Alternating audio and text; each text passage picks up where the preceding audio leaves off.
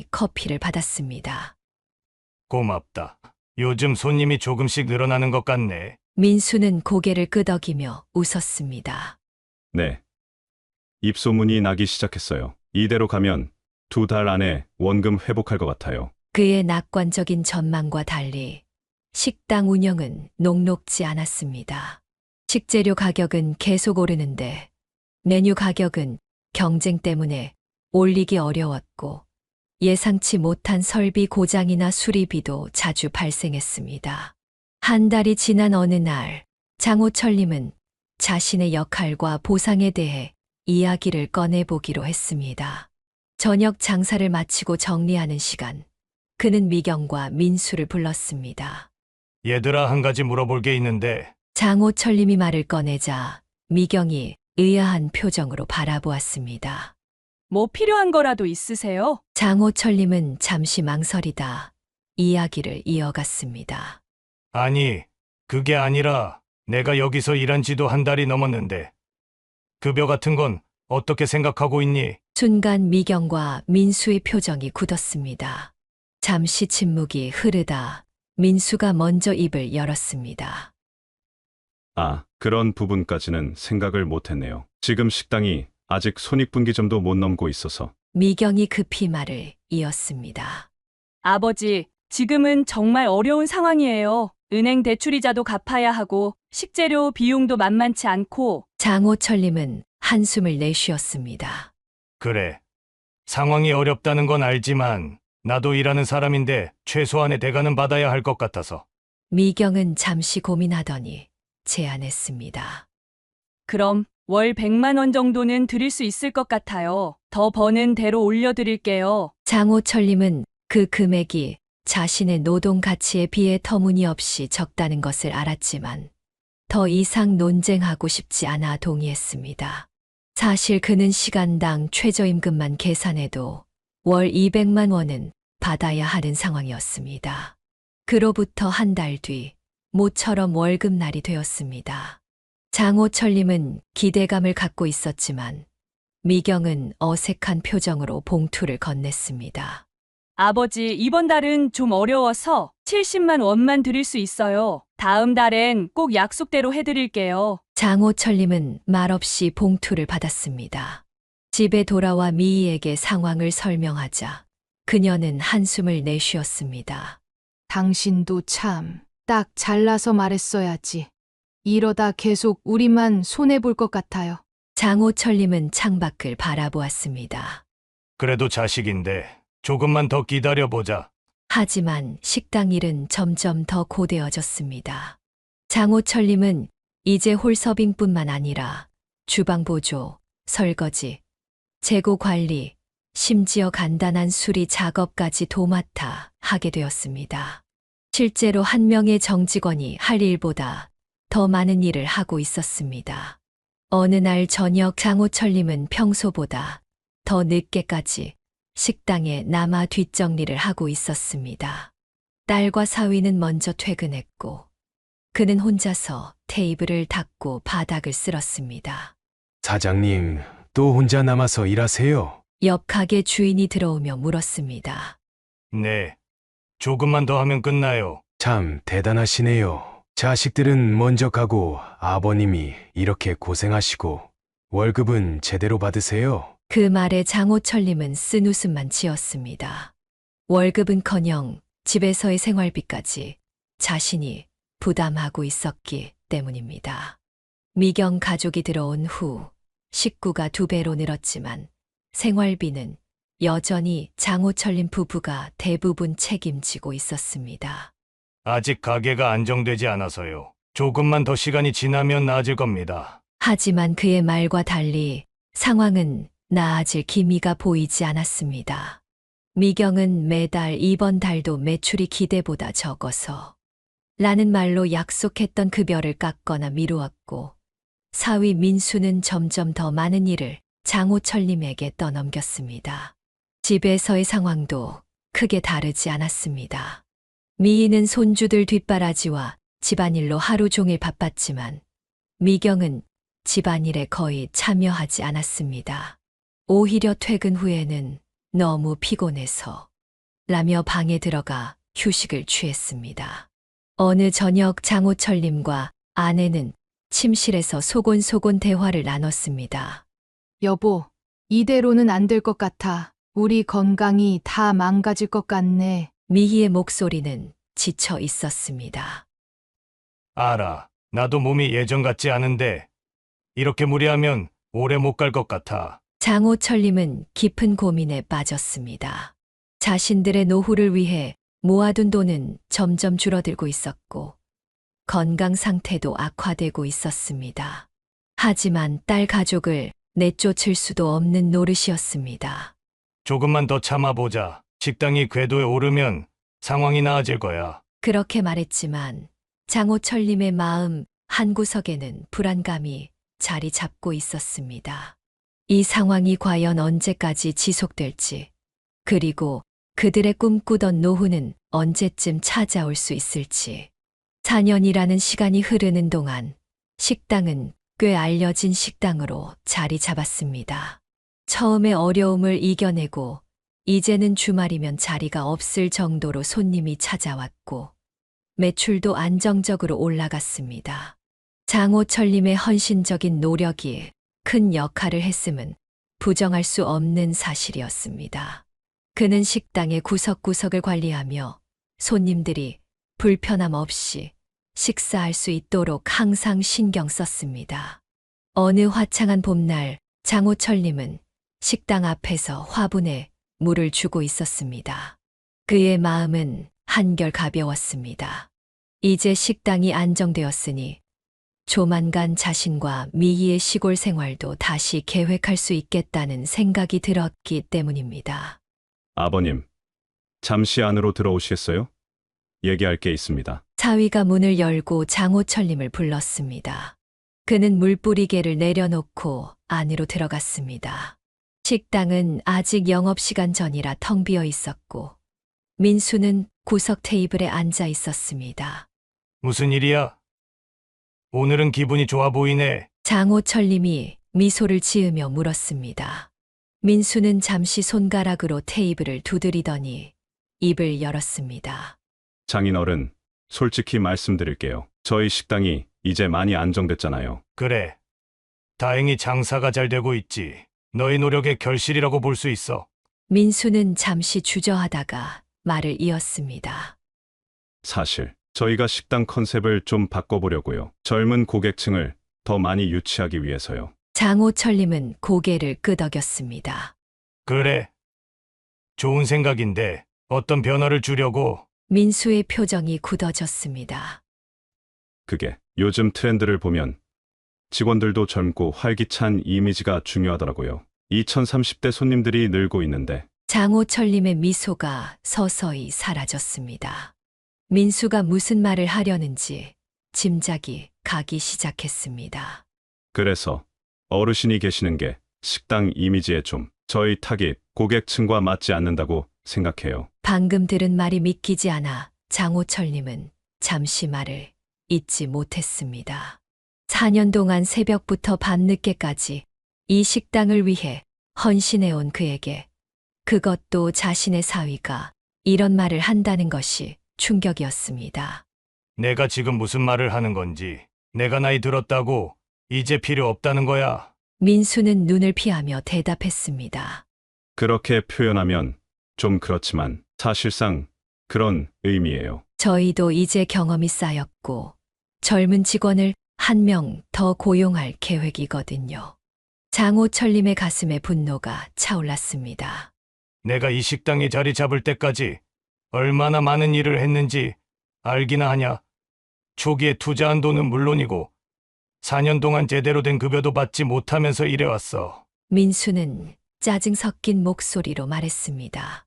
그건 저희도 잘 알아요. 하지만 사업은 감정이 아니라 현실적으로 봐야죠. 장인어른이 계속 일하시면 젊은 손님들이 식당을 나이 든 사람들만 가는 곳으로 인식할 수 있어요. 장호철님은 말을 잇지 못했습니다. 사위의 말 한마디 한마디가 칼처럼 그의 가슴을 찔렀습니다. 게다가 장인어른은 계속 옛날 방식만 고집하시잖아요. 이건 이렇게 해야 한다며 저희 의견은 무시하고 민수의 말에 장호철님이 반박했습니다. 그건 내 경험에서 나온 조언이었어. 내가 식당 운영에 대해 뭘 알았다고. 민수가 손을 들어 말을 끊었습니다. 바로 그거예요. 그런 태도가 문제라니까요. 저희는 새로운 접근법을 시도하고 싶은데 장인어른은 계속 전통적인 방식만 고집하시니 장호철님은 깊은 한숨을 내쉬었습니다. 그의 조언과 경험이 잔소리로 치부되는 현실이 참담했습니다.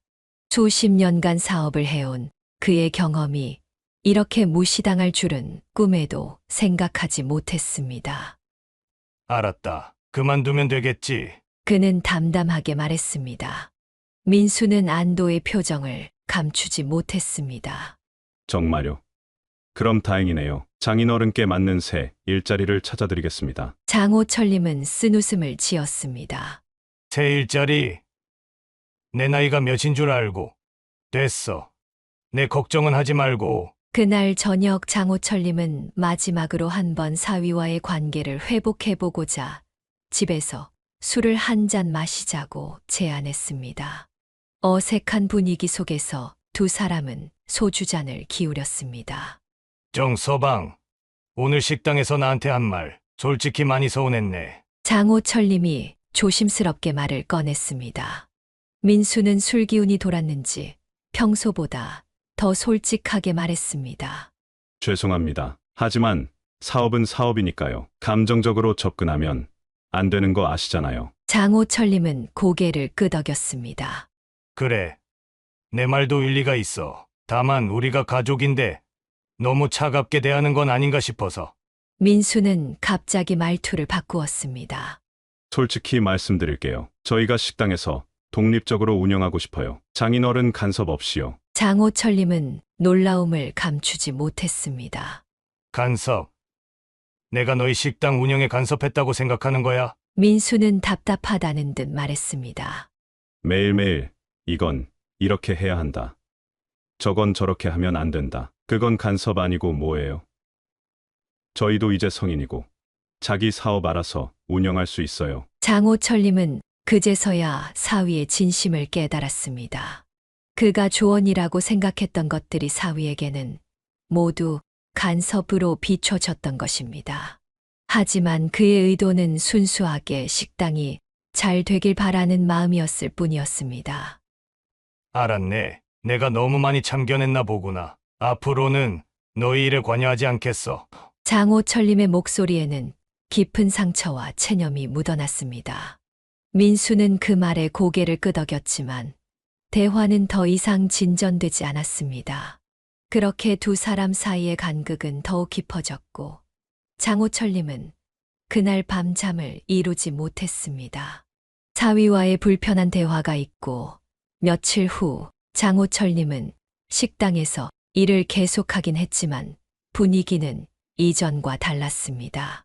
그는 더 이상 의견을 내지 않고 묵묵히 자신의 일만 했습니다. 그러던 어느 저녁 식당 일을 마치고 돌아온 장호철님은 거실에서 딸 미경과 사위 민수가 진지한 표정으로 앉아 있는 것을 발견했습니다. 아버지, 앉으세요. 드릴 말씀이 있어요. 미경이 긴장된 목소리로 말했습니다. 장호철님은 피로한 몸을 이끌고 소파에 앉았습니다. 무슨 일이야? 둘 다 표정이 심각해 보이는데. 민수가 목을 가다듬더니 말을 꺼냈습니다. 장인어른, 저희가 식당 운영에 대해 많이 생각해봤습니다. 앞으로 발전 방향을 고민하다 보니 장호철님은 불길한 예감을 느꼈습니다. 민수가 말을 이어갔습니다. 솔직히 말씀드리자면 식당이 이제 안정되었으니 저희 식구만의 생활 공간이 필요할 것 같아요. 장호철님은 의아한 표정을 지었습니다. 그래? 그럼 다른 집을 알아보려고. 미경이 망설이다 말을 받았습니다. 아니요. 저희는 여기 그대로 살고 싶어요. 장호철님은 혼란스러웠습니다. 여기. 그럼 우리는. 순간 방 안의 공기가 무거워졌습니다. 민수가 조심스럽게 말했습니다. 장인어른께서 원래 시골로 내려가실 계획이셨잖아요. 이제 그 계획을 실행하시면 어떨까 해서요. 장호철님은 믿을 수 없다는 표정으로 두 사람을 번갈아 쳐다보았습니다. 내 집에서 나보고 나가라는 소리야. 미경이 당황해하며 말했습니다. 아버지, 그런 식으로 말씀하시면 너무 서운하죠. 저희도 가족인데. 장호철님의 얼굴이 굳어졌습니다. 내가 몇 년 동안 너희를 위해 내 노후 계획 다 미루고 도와줬는데 이제 와서 나보고 나가라고. 민수가 냉정한 어조로 말했습니다. 저희가 장인어른, 은퇴, 자금 다 써버린 것도 아니잖아요. 식당 초기에 빌려주신 5천만 원. 그거 지금 바로 돌려드릴게요. 그 돈이면 시골에 작은 집 마련하실 수 있을 거예요. 장호철님은 분노가 치밀어 오르는 것을 느꼈습니다. 5천만 원으로는 시골이라도 제대로 된 집을 구하기 어렵다는 것을 그들도 알 텐데. 이렇게 냉정하게 부모를 내쫓으려는 모습이 믿기지 않았습니다. 그동안 내가 너희 가족을 위해 얼마나 희생했는지 알기나 해. 식당 일은 물론이고 손주들 돌보고 집안일까지 도맡아 해서 너희가 돈 못 번다고 생활비까지 대줬어. 미경은 눈물을 글썽이며 말했습니다. 그런 건 저희도 다 알아요. 정말 감사하고 있어요. 하지만 이제는 저희만의 공간이 필요해서. 장호철님이 말을 자르며 소리쳤습니다. 그럼 너희가 나가. 왜 내 집에서 나를 내쫓으려고 해? 민수의 표정이 차가워졌습니다. 장인어른, 너무 감정적으로 반응하시는 것 같은데요. 현실적으로 생각해보세요. 애들 학교도 여기 있고, 식당도 근처에 있고. 장호철님은 더는 말을 잊지 못했습니다. 자신이 그토록 아끼고 사랑했던 딸이, 그리고 사위가 이렇게 냉정하게 자신을 대하는 모습에 깊은 상처를 입었습니다. 너희가 그렇게 생각한다면 더 이상 할 말이 없구나. 그는 무거운 발걸음으로 방으로 향했습니다. 아내 미희가 그의 뒤를 따라왔습니다. 무슨 일이에요? 아까부터 목소리가 높아지길래. 장호철님은 쓰라린 표정으로 상황을 설명했습니다. 미희의 얼굴이 창백해졌습니다. 말도 안 돼요. 어떻게 그런 소리를. 우리가 이 나이에 어디로 가라는 거야? 장호철님은 아내의 손을 꼭 잡았습니다. 진정해. 내가 다시 한번 얘기해 볼게. 다음 날 아침, 장호철님은 다시 딸과 사위에게 대화를 시도했습니다. 하지만 그들의 태도는 변함이 없었습니다. 오히려 민수는 더 강경해졌습니다. 장인어른, 솔직히 말해서 저희 식당은 젊은 분위기로 가고 싶고, 집도 그렇게 꾸미고 싶어요. 노인분들과 같이 살면 그런 분위기가 안 나잖아요. 이 말에 장호철님은 충격을 받았습니다. 노인이라는 단어가 그의 가슴을 찔렀습니다. 딸 미경은 그저 옆에서 고개를 끄덕일 뿐 아버지를 변호하지 않았습니다. 장호철님은 그 자리에서 일어나 한마디도 더 하지 않고 방으로 돌아갔습니다. 그날 저녁 그와 미희는 밤늦게까지 대화를 나눴습니다. 더는 이렇게 살 수 없어요. 자식이라고 생각했는데 헌신짝처럼 버리려고 하다니. 미희의 목소리는 떨렸습니다. 장호철님은 깊은 한숨을 내쉬었습니다. 맞아. 난 이제 결심했어. 내일 당장 나가자고 하면 우리도 할 말 없지만 우선은 우리 방식대로 해보자. 미희가 궁금한 표정으로 물었습니다. 무슨 뜻이에요? 장호철님은 단호한 표정으로 대답했습니다. 내 집에서 쫓겨날 순 없어. 내일 내가 할 일이 있으니 지켜봐. 그의 눈에는 오랜만에 결연한 의지가 빛났습니다. 인생의 가장 큰 배신을 경험한 장호철님은 이제 자신과 아내를 위한 싸움을 준비하고 있었습니다. 다음 날 아침 장호철님은 일찍 일어나 결단을 내렸습니다. 딸과 사위가 식당으로 출근한 직후 그는 즉시 행동에 옮겼습니다. 먼저 현관 디지털 도어락의 비밀번호를 모두 변경했습니다. 여보, 정말 이렇게 해도 괜찮을까요? 아내가 걱정스러운 눈빛으로 물었습니다. 괜찮아. 법적으로 이 집은 내 명의야. 우리가 평생 일해서 번 돈으로 산 집이야. 그들이 우리를 내쫓으려 했으니 우리도 당당히 맞서는 거지. 장호철님은 전화기를 들어 지역 부동산에 연락했습니다. 네. 김 실장님, 저 장호철인데 제 아파트 급매로 내놓으려고요. 네. 오늘 당장이요. 이어서 그는 이삿짐 센터에도 연락해 다음 날 오전에 딸 가족의 짐을 모두 빼달라고 요청했습니다. 가구와 가전제품 대부분은 원래 장호철림 부부의 것이었기에 딸 가족이 가져갈 것은 개인 물품과 침대, 아이들 책상 정도였습니다. 미희는 손주들 방으로 들어가 한참을 서 있었습니다. 초등학생인 두 손주 현우와 준우의 장난감과 책들, 그리고 벽에 붙은 그림들을 바라보며 그녀의 눈에 눈물이 맺혔습니다. 손주들은 어쩌지? 얘들은 아무 잘못도 없는데. 장호철님도 마음이 아팠지만 단호하게 말했습니다. 나도 손주들이 보고 싶겠지. 하지만 미경이 우리에게 한 짓을 생각하면 어쩔 수 없어. 이것들이 손자들 믿고 이러는 것 같은데. 오후가 되자 장호철님의 휴대폰으로 미경에게서 문자가 왔습니다. 아버지, 제가 급한 일이 있어서 오늘 일찍 퇴근하려고요. 혹시 손주들 학원 데려다 주실 수 있으세요? 장호철님은 답장을 보내지 않았습니다. 대신 미희가 손주들이 다니는 학원에 전화해 오늘은 아이들을 식당으로 데려다 달라고 부탁했습니다. 더 이상 이 집에 들어올 수 없다는 사실을 알릴 시간이 필요했기 때문입니다. 저녁 6시 미경과 민수가 함께 퇴근해 아파트 현관 앞에 도착했습니다. 미경이 평소처럼 비밀번호를 눌렀지만 문이 열리지 않았습니다.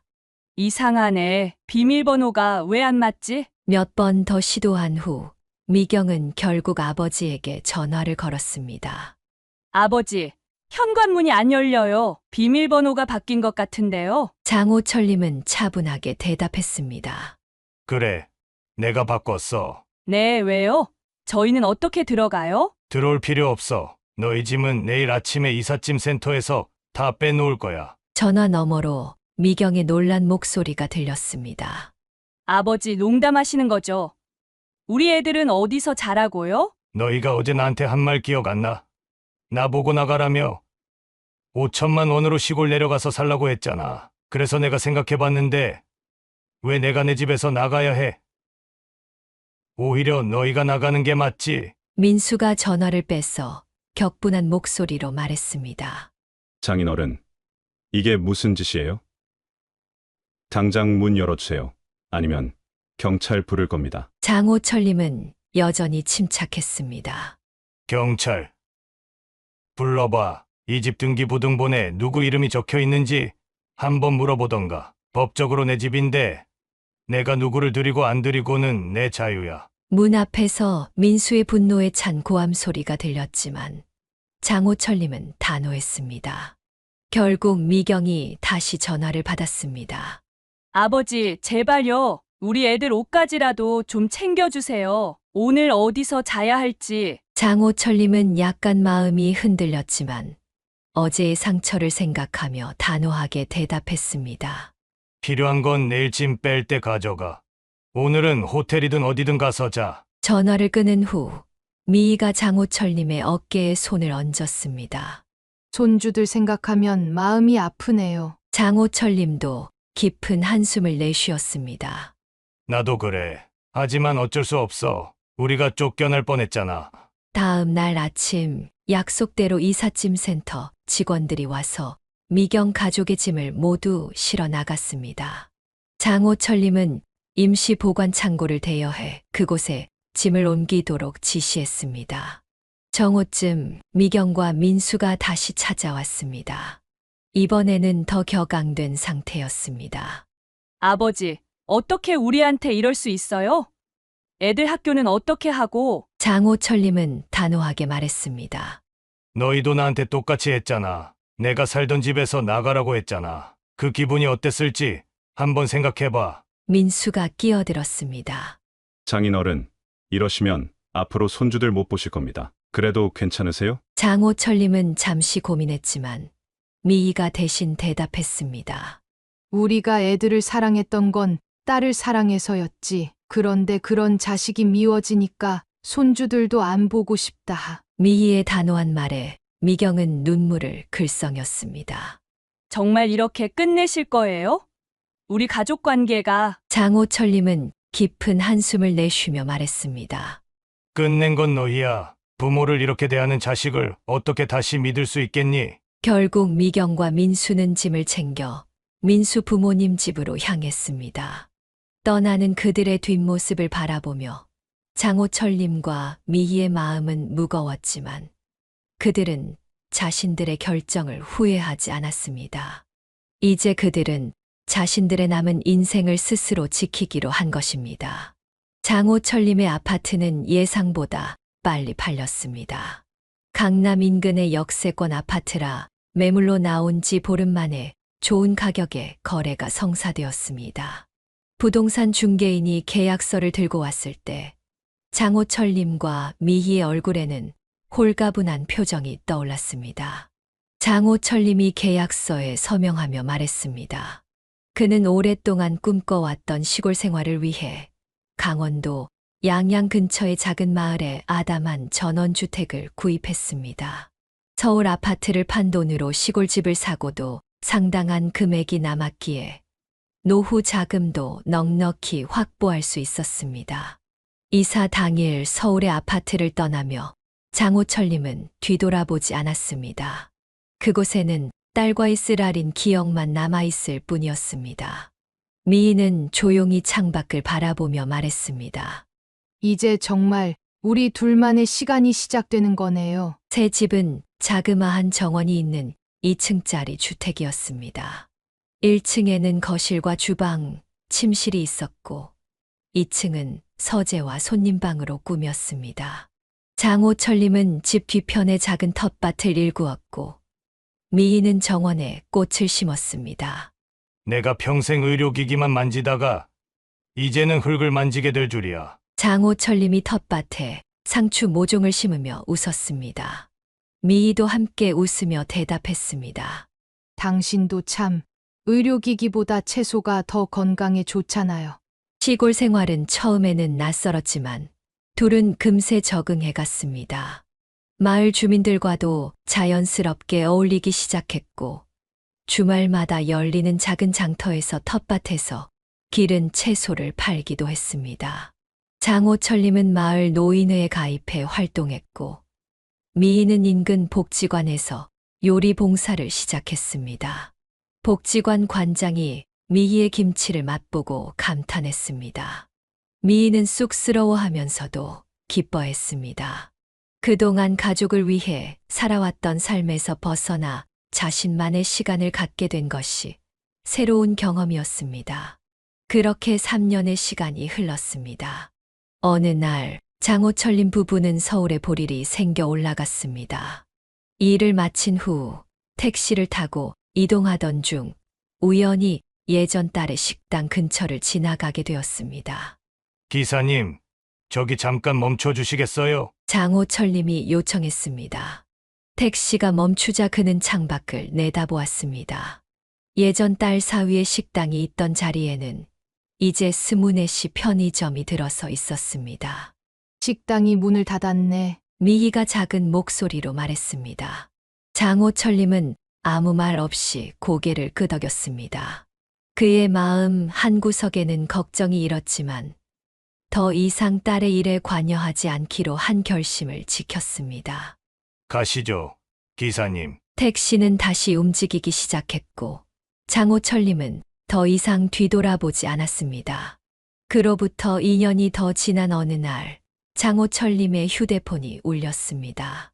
화면에 미경이라는 이름이 떠 있었습니다. 5년 만의 연락이었습니다. 그는 잠시 망설이다가 전화를 받았습니다. 아버지, 미경의 목소리는 떨리고 있었습니다. 왜 전화했니? 장호철님의 목소리는 담담했습니다. 저 정말 죄송해요. 그때 너무 못된 짓을 했어요. 전화 너머로 미경의 흐느끼는 소리가 들렸습니다. 장호철님은 말없이 기다렸습니다. 식당이 망했어요. 장인어른이 떠나고 나서 처음엔 잘 됐는데 점점 손님이 줄더니 미경은 식당이 문을 닫은 후 민수와의 관계도 악화되었다고 털어놓았습니다. 현재는 시댁에 얹혀 살고 있으며 생계를 위해 마트에서 아르바이트를 하고 있다고 했습니다. 아버지, 우리 좀 도와주실 수 없으세요? 제가 잘못했어요. 정말 후회하고 있어요. 장호철님은 딸의 사정에 마음이 아팠지만 과거의 기억이 그를 단단하게 만들었습니다. 미경아, 내 사정은 안타깝구나. 하지만 부모라고 해서 자식 때문에 자신의 인생을 희생해야 하는 건 아니야. 아버지, 나도 내 아버지지만 나 역시 한 사람의 인간이야. 죽기 전까지는 부모의 인생도 똑같은 가치가 있어. 그걸 너희가 인정하지 않았잖니? 미경의 흐느낌이 더 커졌습니다. 그땐 제가 너무 이기적이었어요. 이제 와서 그 마음을 이해해요. 장호철님은 따뜻하지만 단호한 어조로 말했습니다.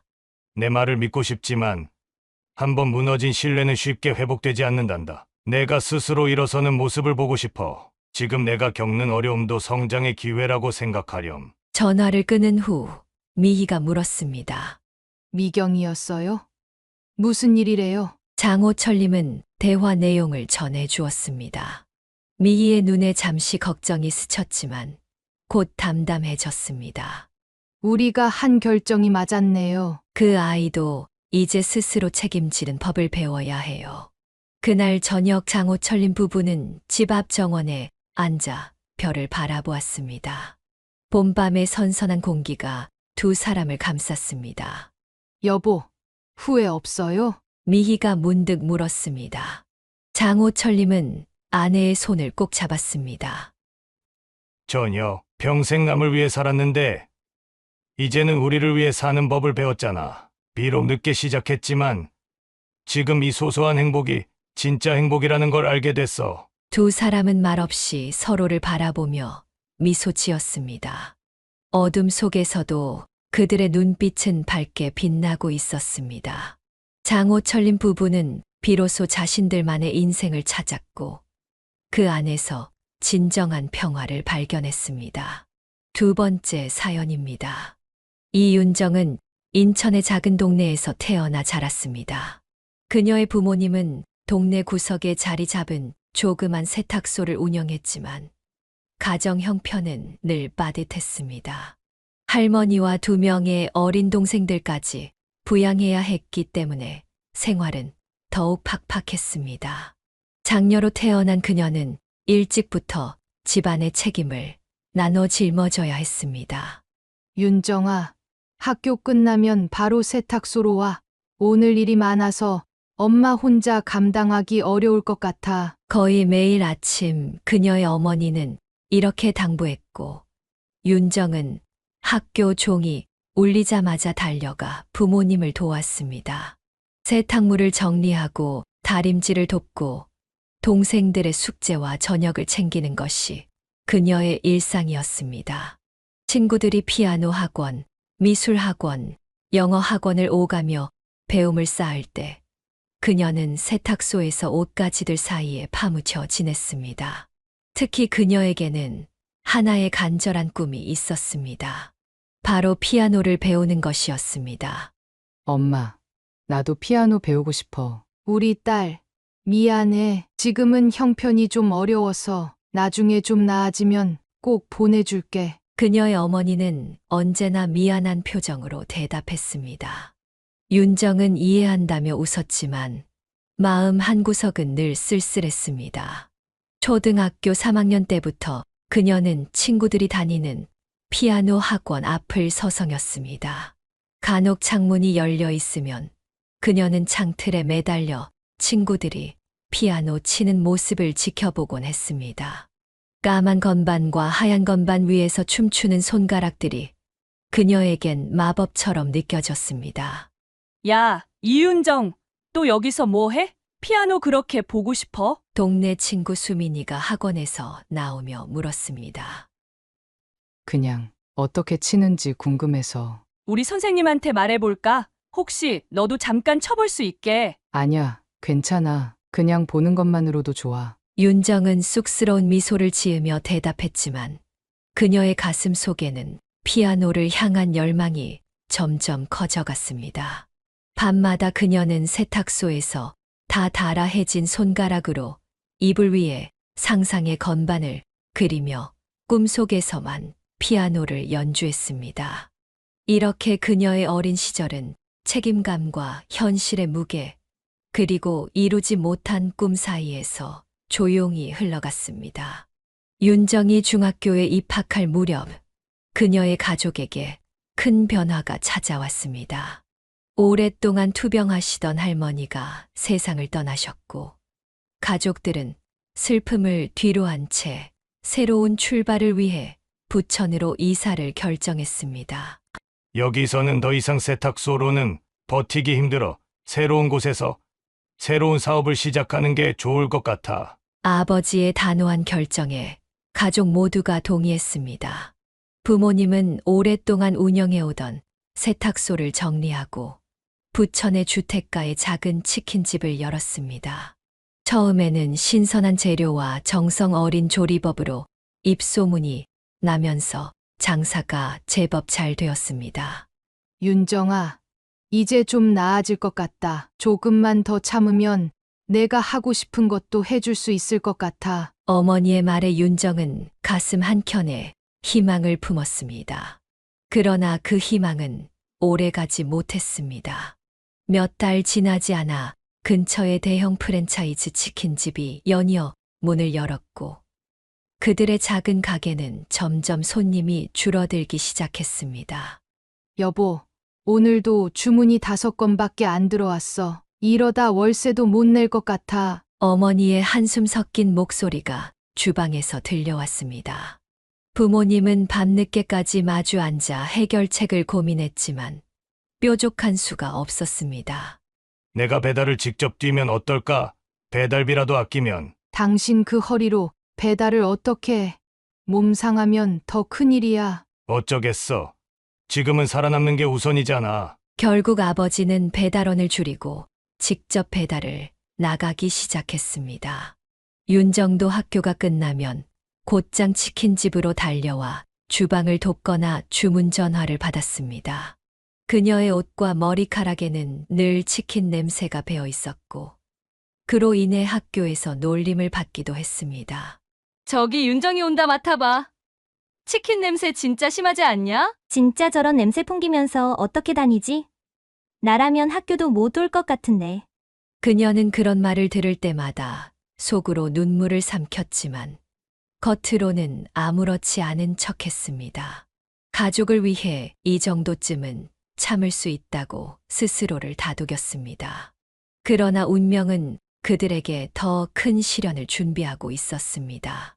윤정이 고등학교에 입학한 지 얼마 되지 않았을 때 아버지가 배달 도중 큰 교통사고를 당했습니다. 골목을 나서던 찰나에 과속하던 차량과 충돌한 것입니다. 윤정아, 아빠가 사고 났어. 지금 병원으로 가야 해. 어머니의 다급한 전화에 윤정은 수업 중임에도 불구하고 곧바로 병원으로 달려갔습니다. 중환자실 앞에서 울고 있는 어머니를 보는 순간 그녀의 가슴은 무너져 내렸습니다. 엄마, 아빠 괜찮으실 거야. 분명 그럴 거야. 그녀는 떨리는 목소리로 어머니를 위로했지만 상황은 녹록지 않았습니다. 다행히 아버지의 생명에는 지장이 없었으나 장기간의 치료가 필요한 상태였습니다. 당장 가게를 운영할 수도 없고 치료비까지 필요한 상황에서 어머니는 결국 치킨집을 정리할 수밖에 없었습니다. 치킨집 간판을 내리던 날, 어머니는 문득 윤정의 손을 꼭 잡았습니다. 우리 딸, 미안해. 엄마가 너한테 피아노 가르쳐 주고 싶었는데 항상 형편이 안 좋아서. 괜찮아. 엄마, 난 이제 다 컸는걸. 피아노 같은 건 생각도 안 해. 윤정은 밝게 웃으며 대답했지만 그 말을 하는 순간 눈물이 핑 돌았습니다. 어머니도 눈시울을 붉히며 딸을 꼭 안아주었습니다. 미안해. 정말 미안해. 엄마가 너무 무능해서. 엄마 그런 말 하지 마. 우리 곧 좋아질 거야. 내가 있잖아. 윤정은 그날 밤 이불 속에서 소리 없이 울었습니다. 하지만 동시에 단단한 결심을 했습니다. 이제는 그녀가 가족을 지켜야 할 때였습니다. 아픈 아버지와 지친 어머니, 그리고 아직 어린 동생들을 위해 그녀는 더 강해져야 했습니다. 피아노를 향한 꿈은 이제 그저 멀리서 바라보는 별처럼 느껴졌지만 가족을 위한 새로운 꿈이 그녀의 가슴 속에 자라나기 시작했습니다. 아버지의 사고로 가세가 더욱 기울면서 윤정의 어깨에는 더 큰 책임감이 실렸습니다. 그녀는 고등학교를 다니면서도 시간이 날 때마다 아르바이트를 찾아 뛰었습니다. 새벽에는 신문을 돌리고 주말에는 패스트푸드점에서 일했으며 방과 후에는 전단지를 배포했습니다. 비록 몸은 힘들었지만 조금이라도 가족에게 도움이 된다는 생각에 그녀는 꿋꿋이 견뎌냈습니다. 윤정아, 너무 무리하지 마. 학업도 중요해. 어머니의 걱정에도 그녀는 고개를 저었습니다.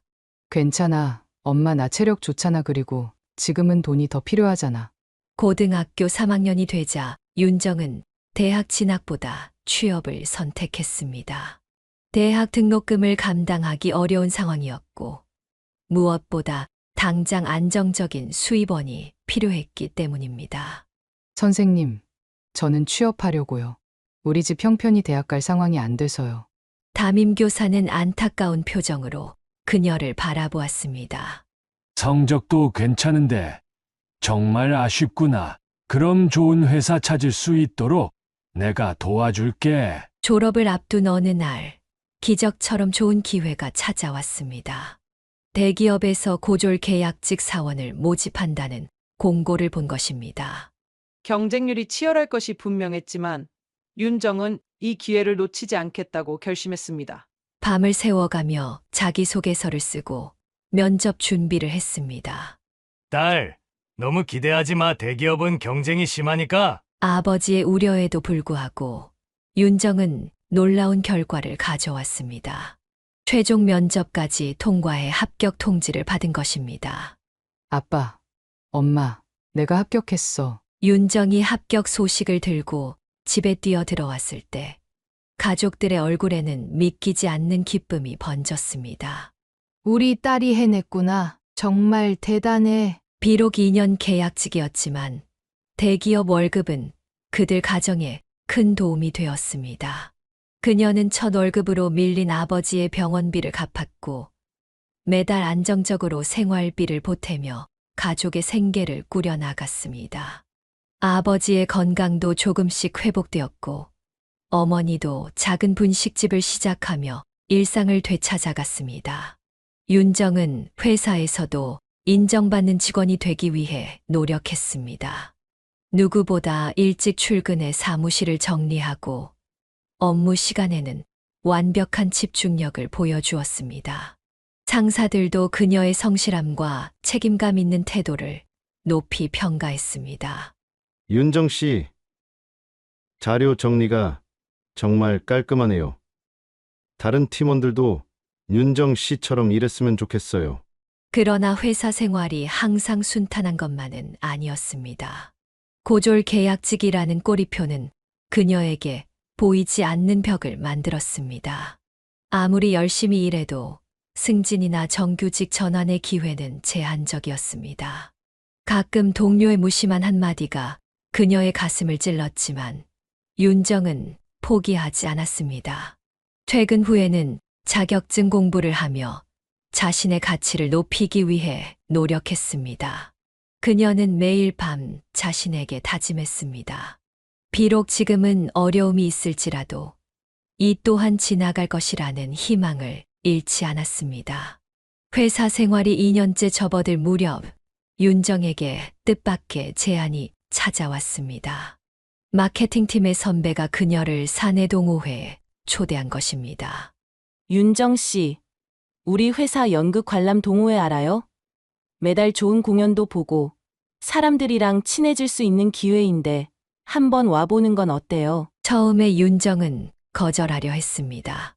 동호회 활동을 할 시간이 있으면 아르바이트를 하거나 공부를 하는 것이 더 유익하다고 생각했기 때문입니다. 그러나 선배의 다음 말이 그녀의 마음을 바꿔놓았습니다. 사실 말이야, 우리 대표님이 사내 문화 활동을 굉장히 중요하게 생각하시거든. 계약 연장이나 승진 심사 때 이런 활동 내역도 좀 반영된다더라고. 계약직인 그녀에게 계약 연장은 무엇보다 중요한 문제였습니다. 윤정은 결국 경력 관리라는 다소 실용적인 이유로 동호회 가입을 결정했습니다. 첫 모임은 대학로의 소극장에서 열렸습니다. 공연을 보고 난 후 회원들은 근처 카페로 이동하여 연극에 대한 감상을 나누는 시간을 가졌습니다. 윤정은 조용히 다른 회원들의 이야기를 듣고 있었습니다. 그때 우연히 카페로 가는 길목에서 거리 피아노를 발견했습니다. 누구나 자유롭게 연주할 수 있도록 설치된 그 피아노 앞에서 회원들이 발걸음을 멈췄습니다. 영업지원팀 강재호 대리님이 피아노 잘 친다고 들었는데 한 곡 연주해 주시면 어떨까요? 모두의 시선이 영업지원팀의 강재호 대리에게 향했습니다. 그는 30 초반의 남성으로 항상 온화한 미소를 짓고 있어 회사에서도 인기가 많았습니다. 윤정은 그를 몇 번 마주친 적은 있었지만 직접 대화를 나눠본 적은 없었습니다. 재호는 부끄러운 듯 손사래를 쳤지만 결국 회원들의 열화와 같은 응원에 피아노 앞에 앉았습니다. 그가 건반 위에 손을 올려놓는 순간 주변이 갑자기 조용해졌습니다. 첫 음이 울려 퍼지자 윤정은 그 자리에 얼어붙었습니다. 재호가 연주하는 쇼팽의 녹터는 그녀의 가슴을 파고들었습니다. 그의 손가락이 건반 위를 춤추듯 움직이는 모습에 윤정은 어릴 적 창문 너머로 훔쳐보던 피아노 학원이 떠올랐습니다. 거리를 지나던 행인들까지 발걸음을 멈추고 감상할 정도로 그의 연주는 아름다웠습니다. 연주가 끝나고 모두가 박수를 치는 동안 윤정은 몰래 눈가에 맺힌 눈물을 훔쳤습니다. 하지만 그 순간을 재호가 포착했습니다. 카페에 도착한 후 그녀는 자리에서 일어나 화장실로 향했습니다. 돌아오는 길에 재호가 그녀 앞에 서 있었습니다. 혹시 아까 울었어요? 갑작스러운 질문에 윤정은 당황했습니다. 재호의 부드러운 목소리와 따뜻한 시선에 그녀는 마음의 문을 열게 되었습니다. 그녀는 어린 시절 피아노를 배우고 싶었지만 형편 때문에 포기했던 이야기를 조심스레 털어놓았습니다. 재호는 잠시 생각에 잠긴 듯 했다가 조용히 말했습니다. 제가 가르쳐 드릴게요. 피아노요. 윤정은 놀라움을 감추지 못했습니다. 재호는 고등학교 때까지 음악을 전공했었다며 연습실을 빌려 시간 날 때마다 레슨을 해주겠다고 했습니다. 그의 진정성 어린 제안에 윤정은 작은 희망을 느꼈습니다. 그렇게 두 사람의 피아노 레슨이 시작되었습니다. 처음에는 단순한 손가락 연습부터 시작했지만 윤정의 타고난 감각과 열정적인 노력으로 그녀는 빠르게 성장했습니다.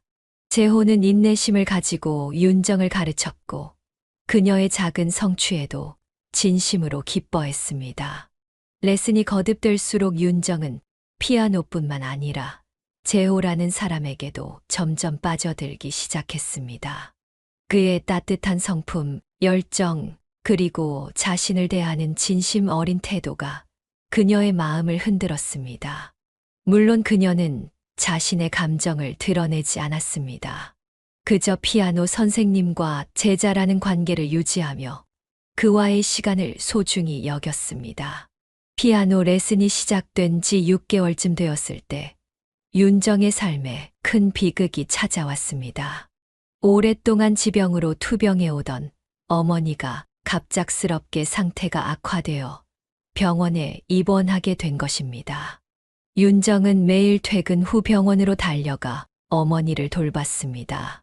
어느 날 밤 윤정이 어머니의 병실에서 잠시 졸고 있을 때 갑자기 경보음이 울렸습니다. 의료진이 달려왔지만 세상의 모든 의술로도 어머니의 생명을 붙잡을 수 없었습니다. 한평생 고생만 하다 떠나신 어머니의 차가운 손을 붙잡고 윤정은 말로 표현할 수 없는 슬픔에 잠겼습니다. 장례식을 준비하면서도 그녀는 겉으로는 강인함을 보였습니다. 아버지와 동생들을 위로하고 조문객들을 맞이하며 자신의 감정을 꾹꾹 눌러 담았습니다. 하지만 밤이 되면 그녀는 이불 속에서 혼자 울었습니다. 엄마의 따뜻한 손길이 그리웠고 더 잘해드리지 못한 후회가 그녀를 괴롭혔습니다. 이 어려운 시기에 재호는 윤정에게 큰 힘이 되어 주었습니다. 그는 장례식 내내 조용히 곁을 지켜주었고 윤정이 필요로 하는 것들을 묵묵히 챙겼습니다. 그의 따뜻한 배려는 어둠 속의 빛처럼 그녀에게 위안을 주었습니다. 장례를 마치고 일상으로 돌아왔지만 윤정의 마음은 쉽게 회복되지 않았습니다. 그녀는 무의식적으로 회사에서도 어머니에게 전화를 걸려다 멈추곤 했고 집에 돌아가면 어머니가 맞이해 줄 것 같은 착각에 현관문을 열기도 했습니다. 재호는 이런 윤정을 위해 더욱 세심하게 챙겼습니다. 회사에서 그녀가 식사를 거르지 않도록 살폈고 슬픔에 잠길 때면 조용히 위로해 주었습니다. 그리고 슬픔이 조금 누그러들었을 때 다시 피아노 레슨을 제안했습니다. 음악이 마음의 치유에 도움이 될 거야. 그의 말대로 피아노 연주는 윤정에게 위안이 되었습니다. 건반 위에서 움직이는 손가락에 집중하는 동안만큼은 슬픔을 잠시 잊을 수 있었습니다. 때로는 슬픈 곡을 연주하며 눈물을 흘리기도 했지만 그것조차도 치유의 과정이었습니다. 가을이 깊어가던 어느 저녁, 평소처럼 피아노 연습을 마친 후 재호가 갑자기 진지한 표정으로 윤정을 바라보았습니다. 그의 눈빛에서 무언가 다른 결심이 느껴졌습니다. 윤정 씨, 사실 내가 할 말이 있어요. 윤정은 의아한 표정으로 그를 바라보았습니다. 나 윤정 씨를 좋아해요. 단순히 친구나 선생님과 제자의 관계가 아닌 한 사람으로서 말이에요. 뜻밖의 고백에 윤정은 당황했습니다. 물론 그녀도 재호에게 특별한 감정을 품고 있었지만 그것을 인정하기에는 여러 망설임이 있었습니다. 자신의 처지, 가족의 상황, 그리고 아직 어머니를 잃은 슬픔에서 완전히 벗어나지 못한 마음 상태 등이 그녀를 망설이게 했습니다. 너무 갑작스러워서 어떻게 대답해야 할지 모르겠어요. 윤정의 말에 재호는 다시 부드럽게 미소 지었습니다. 서두르지 않아도 돼요. 그냥 내 마음을 전하고 싶었을 뿐이에요. 윤정 씨가 준비될 때까지 기다릴게요. 그의 진심 어린 말에 윤정의 눈에 눈물이 고였습니다. 그것은 슬픔의 눈물이 아니라 오랜 시간 동안 느끼지 못했던 따뜻함과 안정감에서 오는 감정의 표현이었습니다. 재호는 조심스럽게 그녀의 눈물을 닦아주었고 그 순간 두 사람의 눈빛이 마주쳤습니다. 자연스럽게 두 사람은 서로에게 다가갔고 첫 키스를 나누었습니다. 그 키스는 오랫동안 숨겨왔던 마음을 확인하는 순간이었고 새로운 시작을 알리는 신호였습니다. 그 후 두 사람은 공식적으로 연인 관계가 되었습니다. 재호는 윤정의 아픔을 이해해 주었고 그녀가 슬픔을 극복할 수 있도록 항상 곁을 지켰습니다. 윤정 역시 재호와 함께하는 시간 속에서 조금씩 상처를 치유해 나갔습니다. 교제를 시작한 지 10개월쯤 되었을 때 재호는 결혼을 제안했습니다. 그의 진심 어린 청혼에 윤정은 기쁨을 느꼈지만 동시에 걱정도 앞섰습니다. 두 사람의 배경이 너무 달랐기 때문입니다. 재호는 공무원 아버지와 화장품 사업체를 운영하는 어머니 밑에서 풍족하게 자란 반면 윤정은 늘 경제적 어려움 속에서 살아왔습니다. 이런 차이가 미래의 문제가 되지 않을까 하는 불안감이 그녀를 짓눌렀습니다. 재호의 청혼을 받아들인 윤정은 설렘과 불안이 교차하는 마음으로 그의 부모님을 만나러 가는 날을 맞이했습니다. 그녀는 평소 입지 않던 정장을 입고 머리도 단정하게 손질하며 최대한 좋은 인상을 주려고 노력했습니다. 하지만 거울 속에 비친 자신의 모습이 왠지 어색하게 느껴졌습니다. 첫 만남은 강남의 고급 레스토랑에서 이루어졌습니다. 윤정이 도착했을 때 재호의 부모님은 이미 자리에 앉아 있었습니다. 재호의 어머니는 값비싼 브랜드 의상과 보석으로 치장하고 있었고, 아버지는 중후한 느낌의 정장을 입고 있었습니다. 그들의 세련된 외모와 분위기는 윤정에게 즉시 주눅이 들게 했습니다. 안녕하세요. 처음 뵙겠습니다. 이윤정이라고 합니다. 그녀는 최대한 밝은 목소리로 인사를 건넸지만 재호의 어머니는 형식적인 미소만 지을 뿐 진심 어린 반응을 보이지 않았습니다. 식사가 시작되고 얼마 지나지 않아 재호의 어머니는 윤정에게 질문을 던지기 시작했습니다.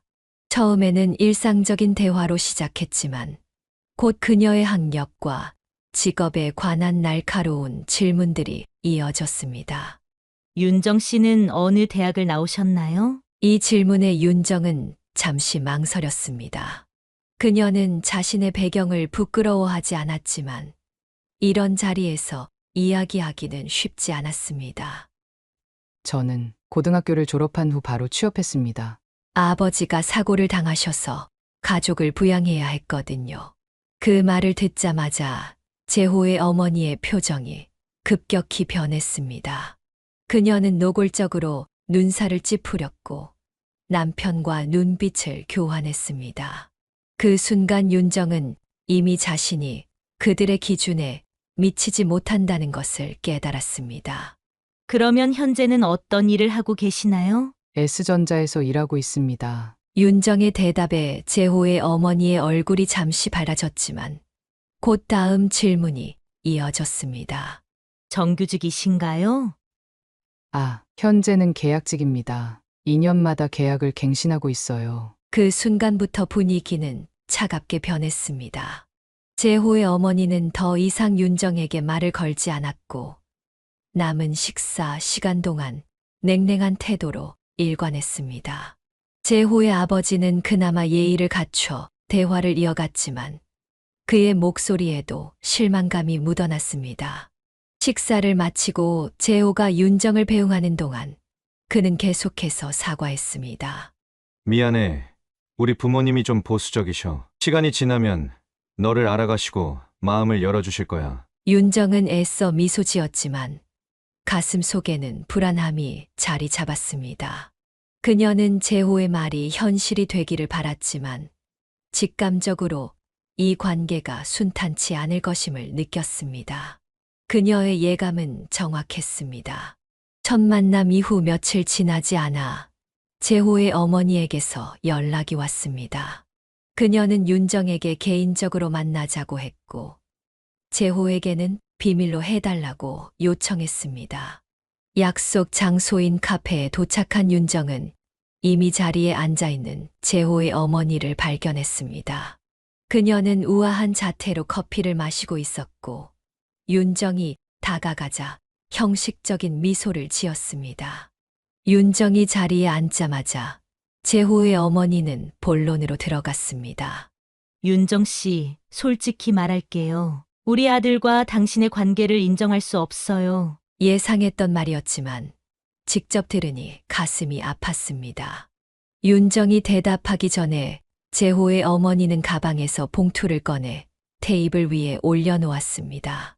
이걸 받고 우리 아들과의 관계를 정리해 주세요. 이 정도면 새 출발을 하기에 충분할 거예요. 윤정은 믿을 수 없다는 표정으로 그 봉투를 바라보았습니다.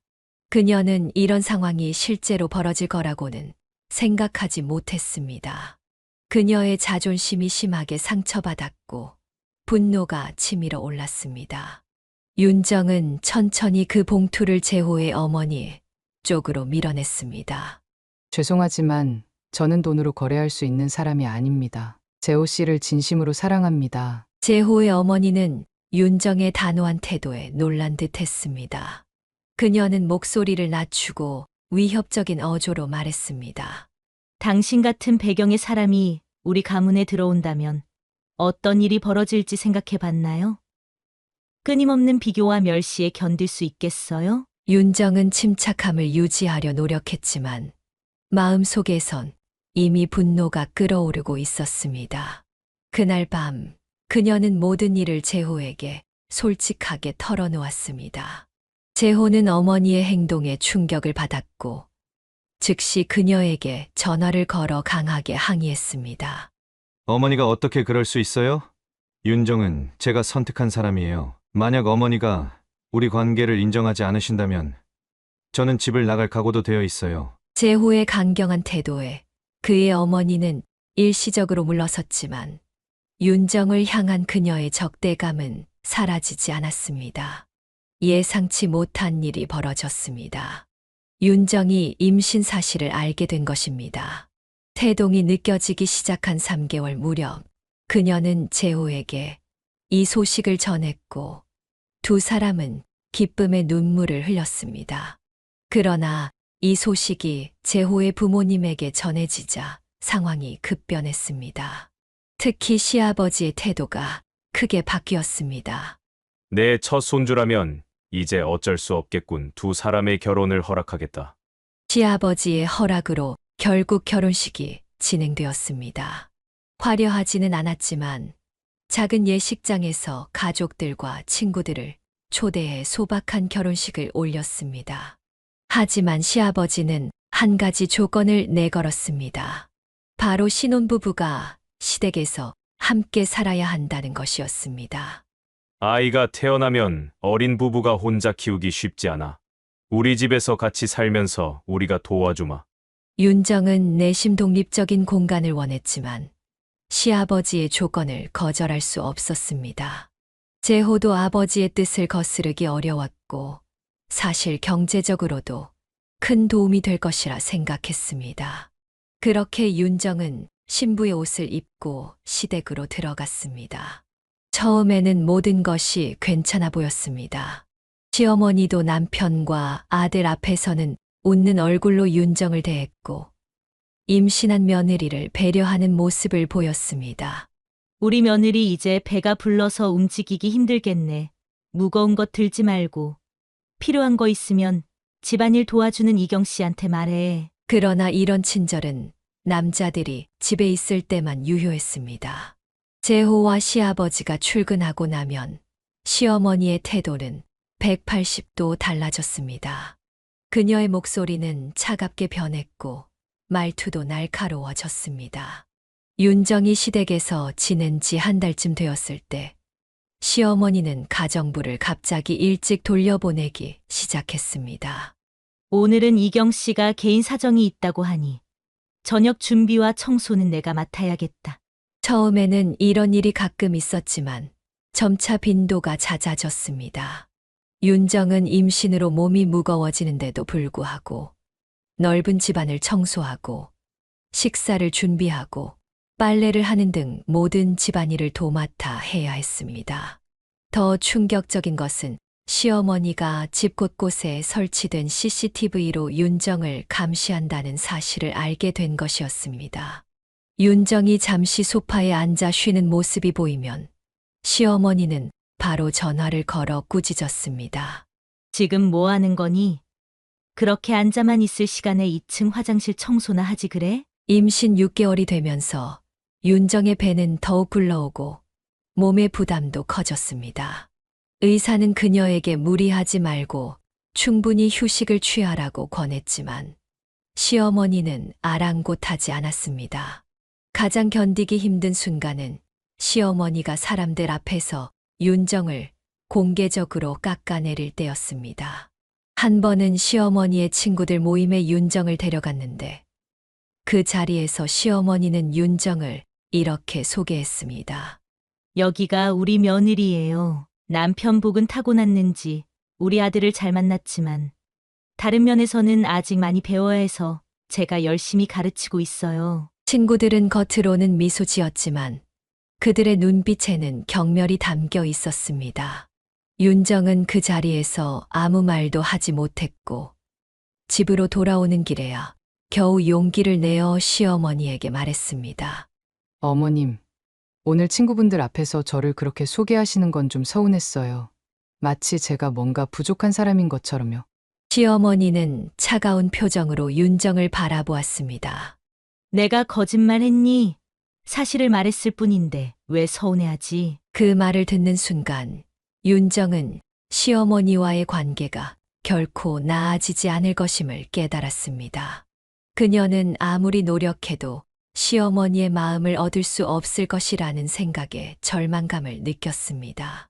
하지만 그녀는 배 속의 아이를 위해 그리고 남편 재호를 위해 참기로 했습니다. 재호는 직장에서 승진을 앞두고 있었고 지금 가정 문제로 그를 더 힘들게 하고 싶지 않았습니다. 그녀는 언젠가 상황이 나아질 것이라는 희망을 품고 하루하루를 견뎌나갔습니다. 마침내 윤정의 출산일이 다가왔습니다. 분만실에서 진통을 겪는 동안 재호는 그녀의 손을 꼭 잡아주었고 14시간의 고통 끝에 건강한 사내 아이가 세상에 나왔습니다. 아이의 첫 울음소리가 병실에 울려 퍼지자 윤정의 눈에서는 기쁨의 눈물이 흘러내렸습니다. 재호는 감격에 차서 아기를 바라보았습니다. 시아버지도 손자의 탄생 소식을 듣고 병실로 달려와 기쁨을 감추지 못했습니다. 내 손자가 이렇게 튼튼하게 태어나다니. 윤정이 고생 많았어.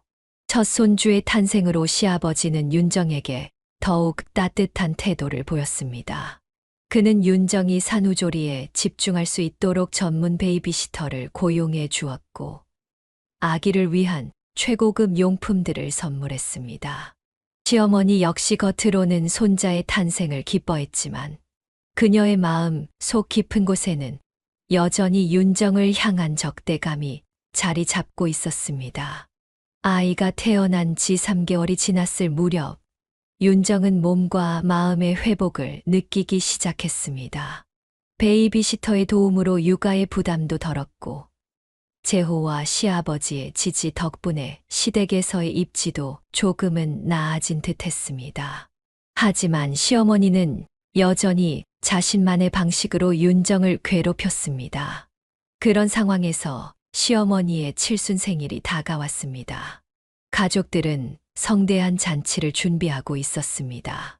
그런데 윤정은 한 가지 심각한 문제를 발견했습니다. 시어머니의 생일이 하필이면 자신의 어머니의 기일과 같은 날이었던 것입니다. 이미 매년 그날이면 친정 가족들과 모여 어머니를 추모하던 윤정에게 이는 큰 고민거리였습니다. 어머님, 죄송한데 한 가지 말씀드릴 게 있어요. 윤정은 조심스럽게 시어머니에게 상황을 설명했습니다. 어머님 생신과 제 어머니 기일이 같은 날이라서요. 혹시 잔치 날짜를 하루 앞으로 당기거나 뒤로 미룰 수는 없을까요? 시어머니는 잠시 생각하는 듯 하더니 고개를 끄덕였습니다. 그래, 알았어. 내가 한번 날짜를 조정해 볼게. 내 어머니 기일도 중요하니까. 시어머니의 뜻밖의 이해심에 윤정은 안도했습니다. 시어머니가 변화하고 있는 걸까 하는 희망도 생겼습니다. 며칠 후 시어머니는 날짜를 일주일 뒤로 미뤘다고 알려왔습니다. 대신 예약해둔 호텔 대관이 취소되었으니 집에서 잔치를 해야 한다고 했습니다. 윤정아, 집에서 하려면 준비할 게 많을 텐데. 내가 좀 도와줘야겠다. 윤정은 기꺼이 돕겠다고 약속했습니다. 그녀는 시어머니가 자신의 사정을 배려해 준 것에 감사했고 이것이 두 사람의 관계 개선의 계기가 될 수도 있다고 생각했습니다. 하지만 어머니 기일 당일 모든 것이 윤정의 예상과 달랐습니다. 그녀가 아이를 베이비시터에게 맡기고 친정으로 가려고 준비하는 순간 시어머니가 갑자기 그녀를 불렀습니다. 윤정아, 너 지금 어디 가니? 친정에요. 오늘 어머니 기일이라서요. 시어머니의 표정이 돌변했습니다. 아이고, 말을 안 했었나? 오늘 내 생일 잔치가 다시 원래 날짜로 바뀌었어. 친척들과 지인들 일정이 맞지 않아서 원래 계획대로 오늘 하기로 했어. 윤정은 충격을 받았습니다. 분명 일주일 뒤로 미루기로 했는데 갑자기 이런 통보를 받다니 믿을 수 없었습니다. 하지만 어머님, 이미 친정 가족들과 약속했어요. 어머니 기일인데. 그래. 근데 이미 손님들 다 오기로 했는데 어떡하지? 1시부터 사람들이 오기 시작할 텐데. 윤정은 어찌할 바를 몰랐습니다. 친정 어머니의 기일을 지키는 것은 그녀에게 무엇보다 중요했지만 시어머니의 생일 잔치를 무시할 수도 없었습니다. 결국 그녀는 단호하게 결정했습니다. 죄송하지만 저는 친정에 가야 해요. 출장 뷔페라도 불러서 음식 준비는 해결되게 할게요. 그녀가 현관문을 나서려는 순간 전화가 울렸습니다. 친정 아버지였습니다. 시어머니가 이미 한 발 앞서 친정에 연락을 해놓은 것이었습니다. 윤정아, 오늘 시어머니 생신이라며? 그러지 말고 시댁에서 생신 잘 챙겨드려라. 여긴 내가 있고 내 동생들도 있으니까 걱정 말고. 윤정은 아버지의 말에 말문이 막혔습니다. 시어머니가 이미 친정까지 손을 써놓은 것이었습니다. 결국 그녀는 마음이 무거운 채로 집에 남아 생일 잔치 준비를 도울 수밖에 없었습니다. 그날 하루 종일 윤정은 시어머니의 생일 잔치를 위해 분주히 움직였습니다. 손님들은 계속해서 들어왔고 시어머니는 여왕처럼 앉아 축하를 받았습니다. 윤정의 마음은 친정에 가 있었지만 몸은 시댁의 부엌과 거실을 오가며 손님들을 접대해야 했습니다. 밤늦게 모든 손님이 돌아가고 잔치의 뒷정리까지 마친 윤정은 지친 몸을 이끌고 방으로 향했습니다. 그때 마당 쪽에서 들려오는 시어머니의 목소리가 그녀의 발걸음을 멈추게 했습니다. 그래, 완전히 성공이었어. 그년이 어머니 기일도 못 챙기고 하루 종일 내 생일상 차리느라 뛰어다녔다니까. 참 쌤통이지. 시어머니는 전화로 누군가와 이야기하고 있었고 그녀의 웃음소리는 잔인하게 들렸습니다. 내가 일부러 그런 거지. 그년 골탕 좀 먹이려고. 어차피 돌아가신 사람이 뭘 알겠어? 윤정은 그 자리에 얼어붙었습니다. 시어머니가 자신의 어머니 기일과 생일이 겹치는 것을 알고 일부러 이런 계략을 꾸몄다는 사실에 충격을 받았습니다. 그러나 더 충격적인 일은 그 다음이었습니다. 글쎄, 그년 어미가 어떤 여자였는지 뻔하지. 딸을 보면 어미를 알 수 있다고. 무식하고 교양 없고 그런 여자가 낳은 딸이 우리 집에 들어왔으니 내가 얼마나 속이 탔겠어. 진짜 무덤이라도 파헤쳐서 따지고 싶다니까. 윤정의 눈에서 분노의 눈물이 흘러내렸습니다. 자신이 당한 일도 억울했지만 돌아가신 어머니까지 모욕당하는 것은 참을 수 없었습니다. 그녀의 손은 떨리고 가슴은 화로 가득 찼습니다. 복수심이 그녀의 마음을 채우기 시작했습니다. 시어머니의 악랄한 계략과 돌아가신 어머니에 대한 모욕적인 발언을 들은 윤정은 이성을 잃을 것 같았습니다. 그녀는 잠 못 이루는 밤을 보내며 그동안 참아왔던 모든 굴욕과 상처들을 떠올렸습니다. 더 이상은 참을 수 없다는 결론에 도달한 윤정은 차분하게 복수를 계획하기 시작했습니다. 다음 날 아침 그녀는 아이를 베이비시터에게 맡기고 도시 외곽에 위치한 한 흥신소를 찾아갔습니다. 사무실 문을 열고 들어서자 중년의 남성이 의아한 눈빛으로 그녀를 맞이했습니다. 윤정은 잠시 망설였지만 어젯밤 들었던 시어머니의 말을 떠올리며 결심을 굳혔습니다. 제 시어머니에 대해 조사해 주셨으면 합니다. 가능한 한 철저하게요. 흥신소 소장은 고개를 끄덕이며 메모를 시작했습니다. 윤정은 시어머니의 개인정보와 그녀가 운영하는 화장품 회사에 대한 정보를 상세히 제공했습니다. 비용이 만만치 않았지만 윤정에게는 이것이 마지막 기회였습니다. 일주일 정도 시간을 주시면 가능한 모든 정보를 수집해드리겠습니다. 약속된 날짜에 윤정은 다시 흥신소를 찾았습니다. 소장이 건넨 서류 봉투에는 예상보다 훨씬 충격적인 내용들이 담겨 있었습니다. 시어머니의 화장품 회사는 겉으로는 성공적인 비즈니스로 보였지만 내부적으로는 각종 비리와 불법 행위가 만연했습니다. 세금 탈루, 허위 계약서 작성, 불법 수입 원료 사용 등 다양한 법적 문제가 있었고 그 증거 자료들이 모두 담겨 있었습니다. 더 놀라운 것은 시어머니가 회사 운전기사와 부적절한 관계를 유지하고 있다는 사실이었습니다. 두 사람이 호텔에 함께 들어가는 사진, 차 안에서 친밀한 장면을 포착한 사진 등 명백한 증거들이 있었습니다. 윤정은 이 모든 정보를 들고 집으로 돌아왔습니다. 그녀는 먼저 남편 재호에게 모든 사실을 털어놓기로 결심했습니다. 아이가 잠든 후 그녀는 재호를 거실로 불러 심각한 표정으로 대화를 시작했습니다. 당신에게 꼭 보여줄 것이 있어. 재호는 윤정이 내민 서류를 한 장 한 장 넘겨보았습니다. 처음에는 믿기지 않는다는 표정이었지만 증거가 너무나 명백했습니다. 특히 그의 어머니와 운전기사의 사진을 보았을 때 그는 얼굴이 하얗게 변했습니다. 이게 어떻게 이런 일이... 윤정은 차분하게 지난 몇 달간 시어머니에게 받은 모욕과 괴롭힘, 그리고 어머니 기일 사건과 그날 밤 들은 모욕적인 발언까지 모두 이야기했습니다. 재호는 고개를 숙인 채 침묵했습니다. 내가 왜 이런 극단적인 방법을 택했는지 이해해. 하지만 그래도 내 어머니야. 윤정은 재호의 눈을 똑바로 바라보았습니다. 당신이 어떤 결정을 내리든 존중할게. 하지만 나는 더 이상 이대로 살 수 없어. 이건 단순한 며느리와 시어머니의 갈등이 아니야. 내 존엄성과 내 어머니의 명예가 걸린 문제야. 그날 밤 내내 대화한 끝에 재호는 결국 윤정의 편에 서기로 결심했습니다. 그는 어머니의 행동에 실망했고 아내와 아이를 지키는 것이 더 중요하다고 판단했습니다. 복수의 첫 단계로 윤정은 시어머니 회사의 불법 행위에 관한 증거를 세무서와 검찰에 제출했습니다.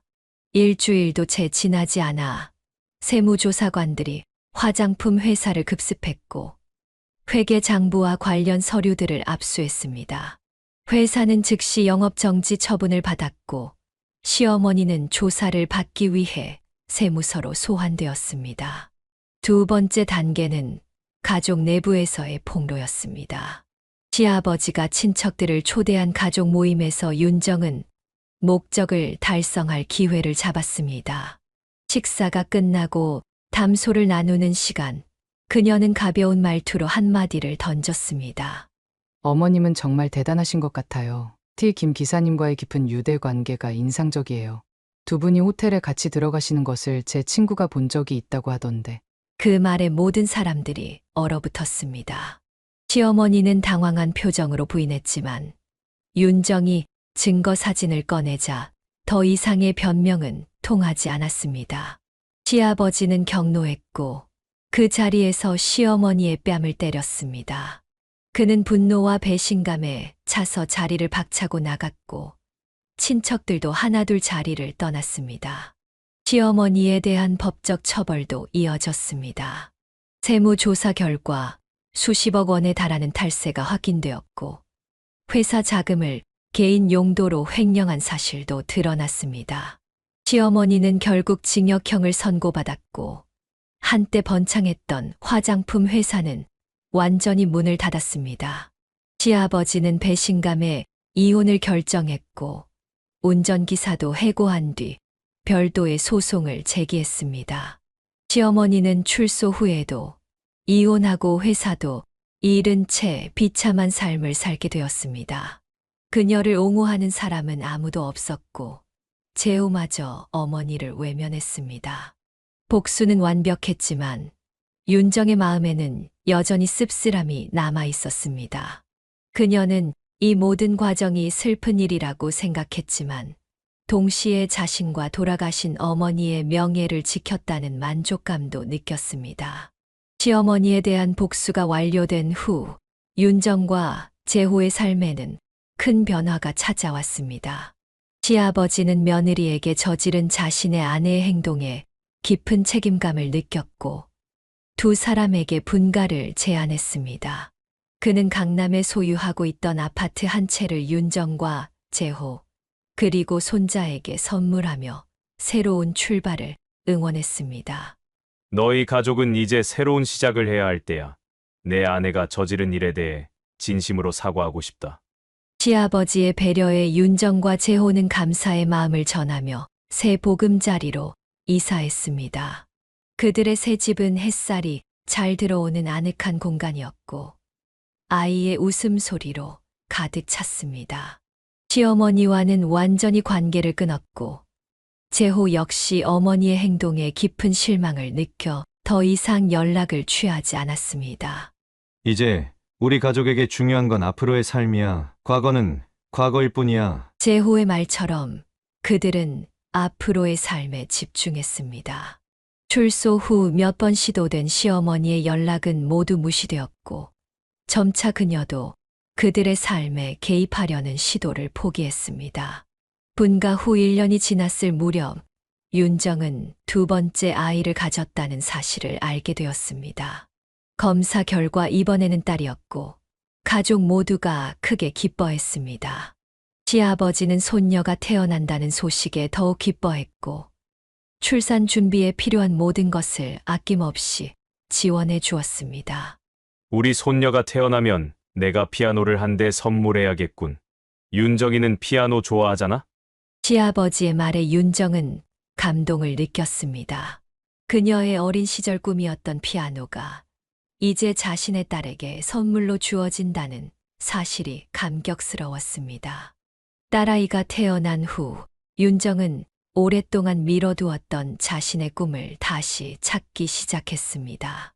재호의 권유로 그녀는 늦게나마 대학 입학을 결심했고 음악교육학과에 입학했습니다. 아이들을 돌보면서 공부하는 것은 쉽지 않았지만 재호의 적극적인 지지와 도움으로 그녀는 학업에 매진할 수 있었습니다.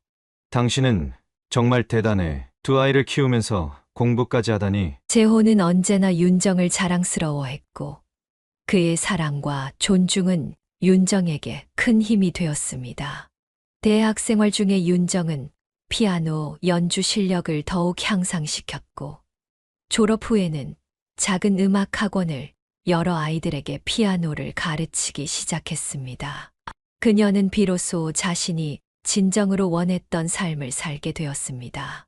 엄마, 나도 피아노 배울래. 어느 날 4살 된 아들이 윤정의 연주를 듣고 말했습니다.